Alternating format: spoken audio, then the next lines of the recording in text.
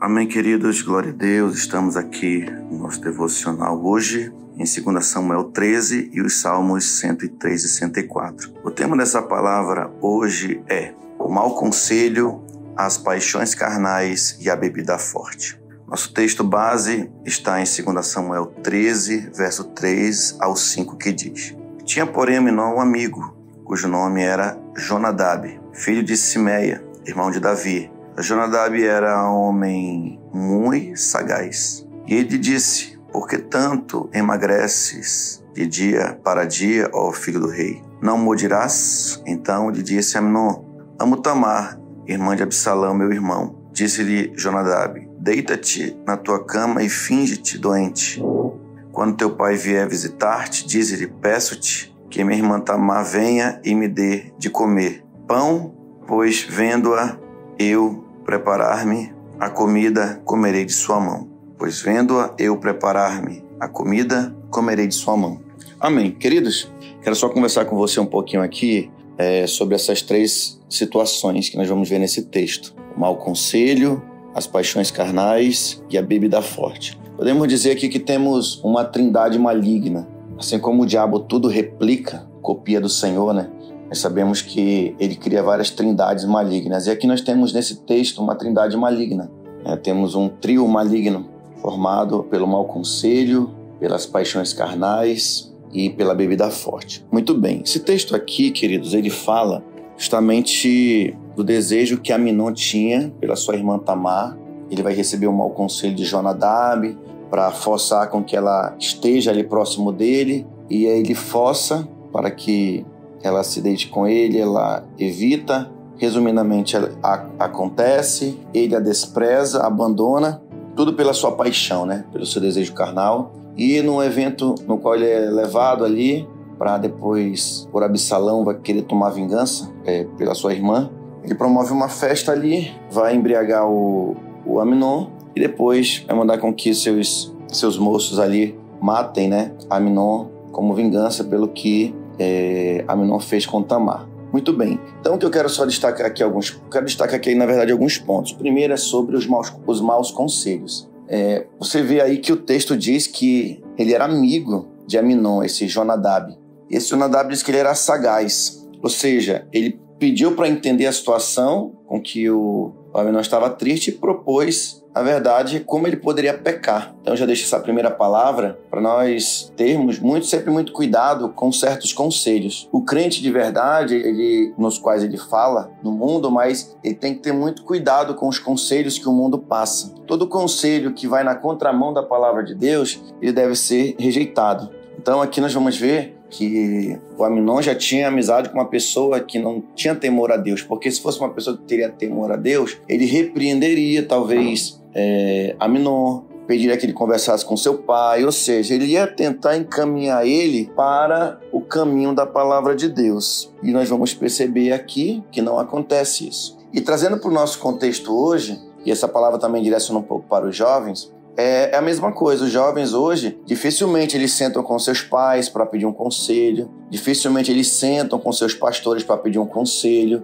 Não que ele não possa pedir uma opinião para um amigo, digamos assim, né, um colega, um irmão, não que é proibido, mas não é tão o ideal. O ideal sempre é nós pedirmos conselhos, né, e falarmos as coisas que estamos passando para pessoas que de fato possam nos orientar dentro da palavra de Deus, com temor, com quebrantamento, com humildade. Então, um conselho para os jovens: não se aconselhar, não falar suas coisas para as pessoas que não têm temor a Deus, que não exercem uma autoridade sobre eles. Então é importante pedir conselho para os seus pastores, para os seus líderes, para os seus discipuladores, para as pessoas mais próximas, mas que exerçam autoridade sobre a sua vida, e não qualquer pessoa. Eu falo isso porque eu tinha discípulos e discípulas que acabaram saindo da igreja por simplesmente não querer se aconselhar conosco. Preferiram ouvir conselho até de outros pastores, ouviram conselho de outras pessoas que não exerciam autoridade. Como o conselho e a orientação, ela vai de encontro às paixões, que é o segundo ponto que eu vou falar aqui, a pessoa prefere ficar com aquilo ali. Então aqui um outro ponto é justamente essa questão das paixões carnais de Aminon. Então Aminon, na verdade, o que ele queria ali era satisfazer o que? Era a sua própria vontade, né? Ele quis satisfazer ali o seu próprio querer, ele não queria um compromisso com Tamar. Porque olha uma coisa curiosa, no texto diz uma coisa interessante. Ela sabia que o que ele queria fazer era errado, ela estava lutando contra. Só que ela pensou assim, poxa, se ele está tão assim obcecado, é melhor que ele fale com o rei sobre esse assunto. Mas ele não quer. Ele quer que a paixão dele seja forçada ali, imposta, seja colocada todo o empenho, com toda a vontade. Ele quer fazer aquilo. Então você vai ver que, na verdade, o desejo dele não era ficar com Tamar. Ele não queria um compromisso com Tamar, ele só queria satisfazer o desejo dele. Talvez eu conjecturo aqui, porque se não estou enganado, Aminon era um dos primogênitos de Davi, era o mais velho. Provavelmente Tamar era uma das mais novas, né? Por isso que eu já até orientei líderes, né, irmãos, pessoas que, para evitar relacionamento com pessoas muito novas. Por quê? Porque vem a paixão, vem o desejo, porque vê carne nova, digamos assim, e a pessoa fica toda empolgada, né? Então, você vê que ele não tinha esse desejo, esse compromisso com ela, ele queria só satisfazer o desejo dele. Então, é o que eu sempre falo. Olha só, uma orientação que eu sempre digo para os jovens. Se tu tem um desejo por alguém que assim não está deixando você dormir, preste bem atenção. Vou falar para você também. Não deixe, eu falo para os jovens e para você que está ouvindo. Você tomar posse disso e entender esse mistério. Eu falo para os jovens, se você tem uma pessoa que você não consegue dormir pensando nessa pessoa, se você passa o dia inteiro pensando nessa pessoa, se você está buscando uma oportunidade para ter algo com essa pessoa, se você não consegue mais fazer as coisas, tá, como chegou o caso aqui de Aminon, de ficar sem comer, tá doente, de uma paixão, que isso não é amor, isso é doença, não vem de Deus isso, não vem de Deus. Tenha isso como um termômetro para você dizer para você mesmo, dizer assim, isso não vem de Deus. O que o seu coração está dizendo para você, você vai repreender o seu coração e dizer para o seu coração, isso não vem de Deus, eu não aceito o coração que você está querendo, porque você vai se basear pela palavra de Deus e vai dizer, essa paixão não vem do Senhor. E você vai pedir forças a Deus para repreender essa paixão. Então, o jovem, tipo assim, ele não pensa em casar, ele não quer ter um compromisso sério, ele só quer te convidar, né, a jovem para ir para outro local. Minha irmã, meu irmão, fuja, né, o varão, né, vigie nisso, e irmã, fuja disso. Porque não é de Deus, não é de Deus. Por isso que eu também falo para os jovens, ó, quer pular etapa demais, não é de Deus, não vai ser bênção. E cuidado, irmãs e queridas jovens, para não acontecer o que aconteceu com Tamar. Porque se o cara só quer o desejo da carne, ele não vai querer um compromisso com você, ele não vai querer nenhum compromisso. Então aqui é a segunda lição que nós vamos aprender com essa passagem. E a última, a maldição da bebida forte, né, do álcool, né, aqui no caso representado pelo vinho, mas para você ver a desgraceira que o álcool faz. Pelas escrituras nós vamos ver aonde a bebida está engatada ali tem desgraça, tem problema. Não há uma família que eu conheça, querido, que é envolvida com bebida que não passou problema, ligado à bebida. Nós vamos ver na própria Bíblia, por exemplo, para nós termos cuidado, né, com a bebida forte. Por exemplo, deixa eu ver aqui. Por exemplo, lá no caso de Ló, né? Lembra quando Ló vai cometer incesto com as suas filhas depois que ficou embriagado? Nós vamos ver o próprio Noé, um homem salvo por Deus depois do dilúvio. Se embriagou, foi fazer macaquice, ficou muito alegre e se expôs ao ridículo, né? Por exemplo, Belsazar, lá em Daniel capítulo 5, fez lá umas graças, bebeu demais, deu aquela festança e perdeu a sobriedade, perdeu o reino e perdeu a própria vida, né? Tem uma mão que aparece lá dizendo, né? Mene, mene, tekel, parzin, né? Foste colocado na balança, né? Que mais?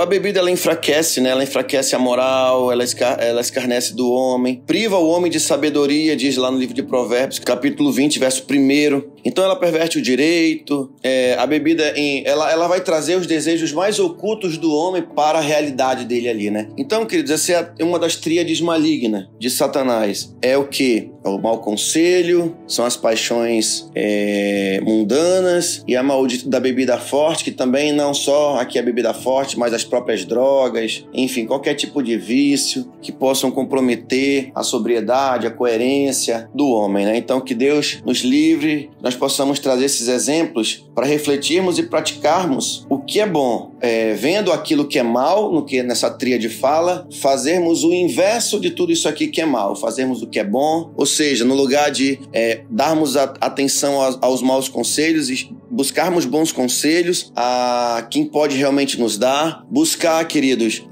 paixões, ou melhor, buscar um amor verdadeiro, algo que vem da parte do Senhor e não paixões carnais, ou seja, tem uma paixão ali que está contaminando, qualquer paixão, não só por uma pessoa, mas qualquer paixão que possa estar sobressaindo as leis e os propósitos do Senhor, deve ser questionada, deve ser repreendida, deve ser resistida nessa paixão carnal. E muito cuidado, fuja da bebida forte, fuja de qualquer vício, não se abra a isso, porque ali, queridos, tem todo um trabalho maligno para destruir o povo de Deus.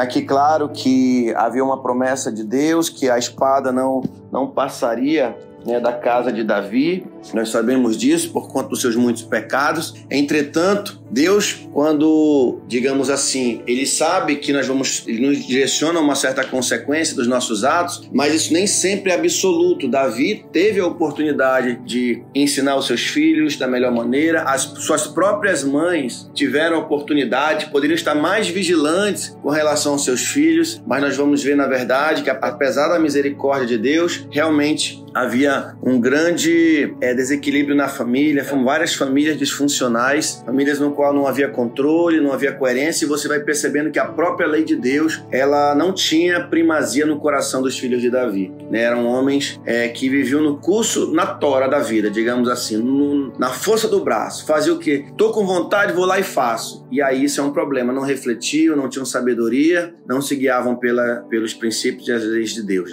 Que Deus nos livre disso, em nome de Jesus Cristo.